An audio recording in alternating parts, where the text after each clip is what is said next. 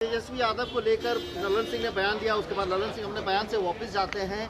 उसके बाद उपेंद्र कुशवाहा लगातार हमला करते हैं। पूरे मसले पर क्या कहना है? देखिए, तेजस्वी जी और ललन जी की इस विषय पे जो उनका पलटवार उन पे होता है, उनका पलटवार उन पे होता है। जहां बिना नीति, बिना सिद्धांत के जहां समझौते होते हैं, वहां इसी तरह की बातें होती है।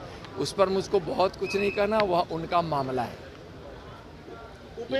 लेकिन यहाँ महागठबंधन की सरकार ने बिहार को बर्बाद कर रखा है। बिहार बेहाल है, बिहार बदनाम हो रहा है, बिहार भय के वातावरण में जी रहा है। विधि व्यवस्था चौपट हो गई है।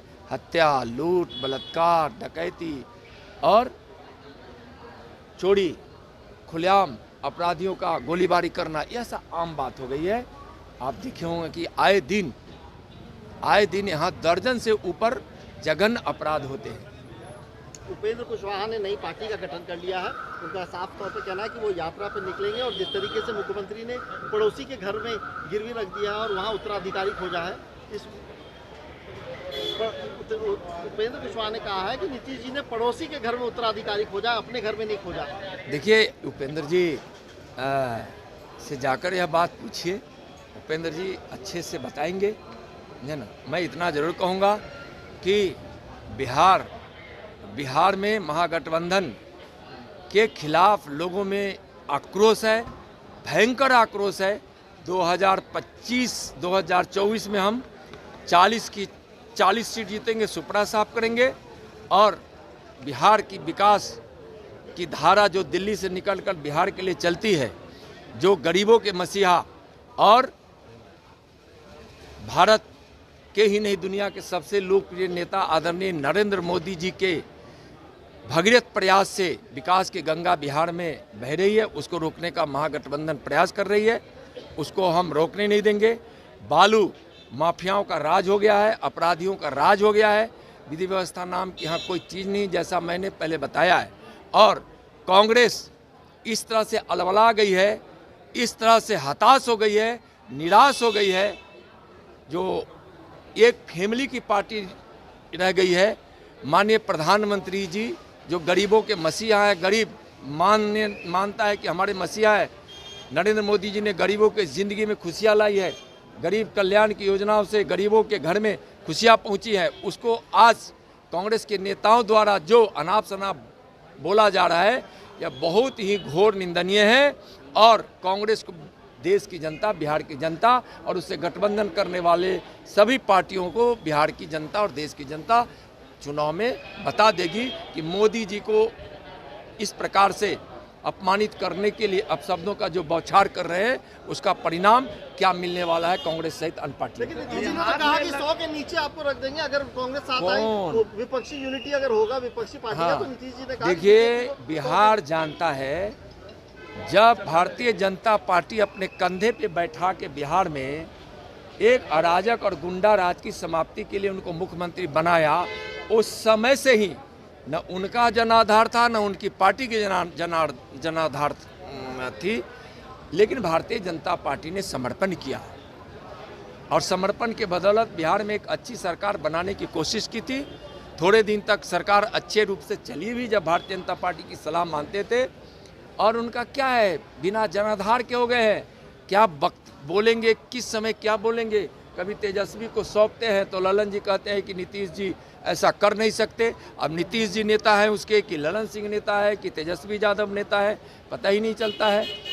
आपस की इस विरोधाभास में बिहार को बहुत ज़्यादा नुकसान पहुंच रहा है।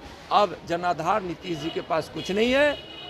निराधार, बिना जनाधार की पार्टी जदयू हो गई है और नीतीश जी हताश हो गए, निराश हुए हैं और उसमें बेबुनियादी बातों को बोलते रहते हैं। होली के बाद ही तेजस्वी यादव मुख्यमंत्री बनेंगे। अच्छा भाई, तेजस्वी जी बने, वो बने, महागठबंधन की सरकार है, वो समझे किस पार्टी को कौन तोड़ेगा, कौन किसको तोड़ेगा। लेकिन जदयू और नीतीश कुमार जी इतना असहज हैं, उनको भय है कि तेजस्वी जी के सारी क्रियाकलापों से वो अवगत है और आरजेडी के लोग जदयू के विधायकों को तोड़ने में लगे हैं।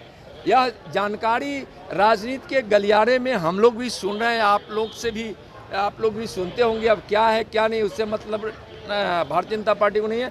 भारतीय जनता पार्टी नीति सिद्धांत की बात करती है, विकास की राजनीति करती है, देशभक्ति की बात करती है, और माननीय प्रधानमंत्री नरेंद्र मोदी जी के नेतृत्व में, उनके प्रेरणा में भारत को विश्व गुरु और आत्मनिर्भर बनाने के लिए भारतीय जनता पार्टी दिन रात काम करती है। कौन क्या कर रहा है उससे भारतीय जनता पार्टी को कोई मतलब नहीं। अमित शाह भी आ रहे हैं और लगातार महागठबंधन ये कह रही है कि अमित शाह आएंगे तो नफरत की राजनीति करेंगे, कुछ भी बिहार के लिए नहीं बोलेंगे। आज तक अमित शाह जी नफरत की राजनीति किए हैं क्या? नफरत करने वाला तो ये लोग हैं। कभी क्वेश्चन, जो बिहार का क्वेश्चन पेपर होता है उसमें कश्मीर को देश दिखा देते हैं, कभी जो है तुष्टीकरण की बात करते हैं। क्या किसी को प्रताड़ित कर, किसी को अपमानित कर, किसी को नीचा दिखाकर वोट के लिए क्या यह सामंजस्यता स्थापित करता है? क्या सामंजस्यता, भाईचारा, सद्भाव, एक दूसरे को सहयोग, सेवा, सब भारतीय जनता पार्टी के संस्कार में है। वो तो वोट के लिए कुछ भी कर सकते हैं। यहाँ देश की आंतरिक सुरक्षा किस प्रकार से माननीय प्रधानमंत्री जी के नेतृत्व में माननीय गृह मंत्री जी ने स्थापित किया है। अब पहले की तरह सीरियल बम ब्लास्ट नहीं होते हैं। नक्सलवाद समाप्त होने पर है, आतंकवाद समाप्त होने पर है, उग्रवाद समाप्त होने पर है, देश में शांति वातावरण है, और माननीय नरेंद्र मोदी जी के नेतृत्व में विकास की गंगा बह रही है, और इसमें शांति की व्यवस्था बहुत जरूरी होता है। कौन कहते हैं?